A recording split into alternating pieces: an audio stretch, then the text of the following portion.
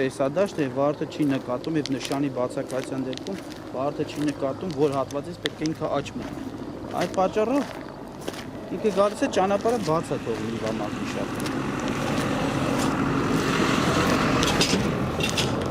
Իվա Մակնիշի ավտոմեքենայի մեջի հեղուկը ամբողջությամբ հատված է լինում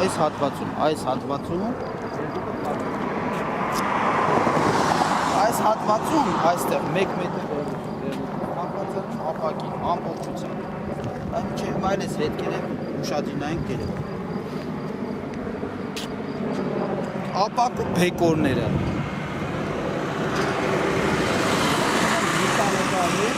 Որ մխրճված են այս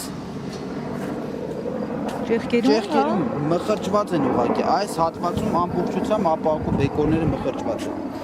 Ինչա տեղի ունենում։ Վթարը մոտավորապես ասում եմ, տեղի ունենում այս հատվածում։ Ավտովթարի ժամանակ Նիվա Մակնիշի ավտոմեքենան այն հատվածից հետադարձ է կատարում, քիչ թեկնությամբ Վարդան Պետրոսյանն էլ ճանապարհը գալիս է, հավանաբար վերջի պահին դեպի աճ է մանևրում, փորձում է խուսափել ավտովթարից եւ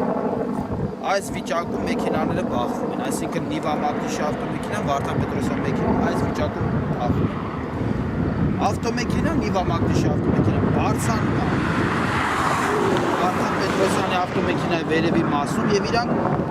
էլի քանի որ Վարդան Պետրոսյանի արագությունը մի քանի անգամ բարձրանում քան Նիվա Մակնիշի ավտոմեքենան, իրանք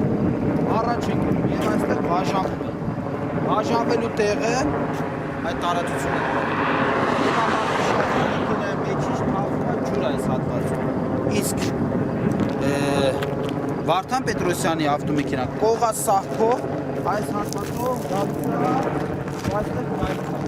Նիվա Մակնիշի ավտոմեքենան մոտավորապես այս հատվածում աճ անիվները մտնում են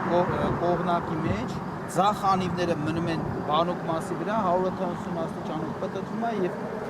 դեմքով դեպի Եղվարդ կայանում է այս ծառին զուգահեռ։ Այդ կարևոր փաստարկը, որը նախաքննական մարմինը ներկայացնում է, որ վթարը տեղի ունեցել այս հատվածում, քանի որ այս բեկորներն են ընկած, այս բեկորների մասին է խոսում, հələ մինչև հիմա մնացել են լուսանկարների մեջ կերա։ Սա Վարդան Պետրոսյանի վթարի արդյունքում ընկած բեկորներն են։ Քանի որ այս բեկորներն են եկել, ինչի արդյունքում այս բեկորները հայտնվում։ Եվ Վարդան Պետրոսյանի ավտոմեքենայի վրա Վարդան Պետրոսյանի ավտոմեքենան մտնում է Նիվա Մակնիշի ավտոմեքենայի տակ, բեկորները հետևի պլաստմասե բեկորները հայտնվում են Վարդան Պետրոսյանի ավտոմեքենայի շարժիչի ծածկոցի վրա եւ ինքը կողասահքով երբ որ գալիս է դեպի կողնակ մարելով իր արագությունը այդ բեկորները ընթացքում սկսում են ծածկոցի վրայից թափվել դեպի կողնակի վրա եւ ինքը վերջնական կանգնելուց հետո ամբողջ ծածկոցի վրա ընկած բեկորները թափվում են իր ավտոմեքենայի դեմը։ Չի բացառված, որ նաև հարվածի արդյունքում պլաստմասե որոշիչները թռնեն դեպի աճ, որտեղ հարվածի ուղղությունը եղել է քիչ ուղղությունը դեպի աճ է եղել, որտեղ եւ ավտոմեքենան դուրս գա հետադարձ կատարելով գնացել է դեպի ձախ, իսկ նա դեպի աճ մտնելով այս հարվածի ուղղությունը եղել է քիչ դեպի աճ։ Ի վերջո այս փորձագիտական եզրակացությունը ավտոտեխնիկական հրապարակվեց դատարանում։ Ինչպիսին է եղել Վարդան Պետրոսյանի ավտոմեքենայի վիճակը։ Տեխնիկական վիճակը նկատի ունեմ։ Եւ Վարդան Պետրոսյանի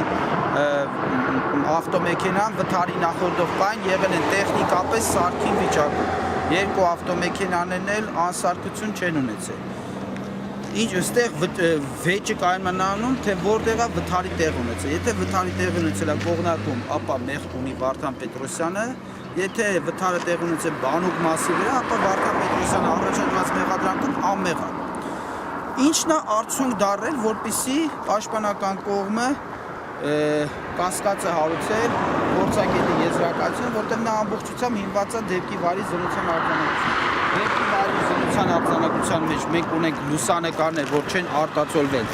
այս հատվածում բավականին մեծ ծավալի թափված Նիվա Մակնիշի ավտոմեքենայի բեռնախցիկում գտնվող հեղուկը ճիշտ չի արձանագրվել թափված ապակու բեկորների կտորը, որտեղ ապակու բեկորների կտորները լուսանկարներում երևում է, որ թափված է այս հատվածում։ Այսինքն այս գծից մոտ 1 մետր հեռավորության վրա, իսկ գծագրի մեջ ինքը երևում է, որ թափված է այն մասը, որտեղ թափված է հեղուկը։ Այնուհետև ակնհայտորեն, որ այդ հետքերի հարկայության դեպքում վեճ չկա, որ վթարը տեղի ունեցել բանով մասում։ Այս հատվածից հետքերը Վարդան Պետրոսյանի Կովասանքի հետքերը քիչ թեպիկ կողությամբ գալիս են մինչև այս հատվածը, որտեղ դառնած է Վարդան Պետրոսյանի ավտոմեքենայի հետնամասը։